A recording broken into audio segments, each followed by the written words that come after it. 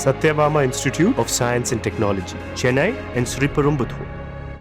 கிறிஸ்தவர்களின் தவக்காலத்தின் இறுதி வாரமான இன்று குருத்தோலை ஞாயிறையொட்டி தூத்துக்குடி பனிமய மாதா தேவாலயம், கன்னியாகுமரி கோட்டார் சிவேரியார் தேவாலயம் உள்ளிட்ட தேவாலயங்களில் நடைபெற்ற குருத்தோலை பவனியில் ஏராளமான கிறிஸ்தவர்கள் கலந்து கொண்டனர்.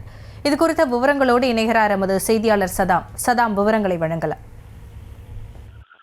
உலகம் முழுவதும் உள்ள கிறிஸ்தவர்கள் ஆண்டுதோறும் இயேசுவின் பாடுகளையும் உயிர்ப்பையும் தியானிக்கும் வகையில் 40 நாட்கள் தவக்காலம் கடைபிடிப்பது வழக்கம். இந்த தவக்காலத்தின் இறுதி வாரம் புனித வாரமாக அனுசரிக்கப்படுகிறது. புனித வாரத்தின் தொடக்க நாளான இன்று ஞாயிற்றுக்கிழமை குருத்தோலை ஞாயிறு திருநாள் நிகழ்ச்சி தமிழகத்தில் உள்ள அனைத்து கிறிஸ்துவ ஆலயங்களிலும் நடைபெற்று வருகிறது. அதே போல அனைத்து கிறிஸ்துவ ஆலயங்களில் குருத்தோலை பவனில் நடைபெற்று வருகிறது. ஆலயங்களில் உள்ள ஆயர்கள் தலைமையில் அருட்பணியாளர்கள், அர்ச்சகோதரிகள் அனைவரும் கோவில் வளாகத்தில் குருத்தோலை ஏந்தி ஓசன்னா பாடலை பாடி பவனியாக சுற்றி வந்தனர். இதனைத் தொடர்ந்து ஆலயத்தில் சிறப்பு திருப்பலியும் நடைபெற்றது. மாவட்டத்தில் உள்ள அனைத்து தேவாலயங்கள், தெருக்கள் குருத்தோலைகளால் அலங்காரம் செய்யப்பட்டிருந்ததோடு குருத்தோலை பவன் நிகழ்ச்சி வெகு நடைபெற்றது. இந்த பவனியில் குருத்தோலைகளை கையில் ஏந்தி ஓசன்னா பாடல் பாடி ஆண்கள், பெண்கள், சிறுவர்கள் ஊர்வலமாக சென்றனர். வருகிற 17ஆம் தேதி பெரிய வியாழனும்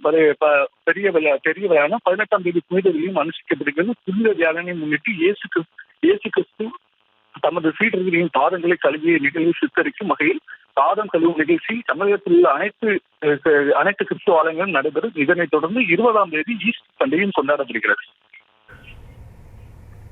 விவரங்களுக்கு நன்றி சதா. Satyabama Institute of Science and Technology, Chennai and Sriperumbudur.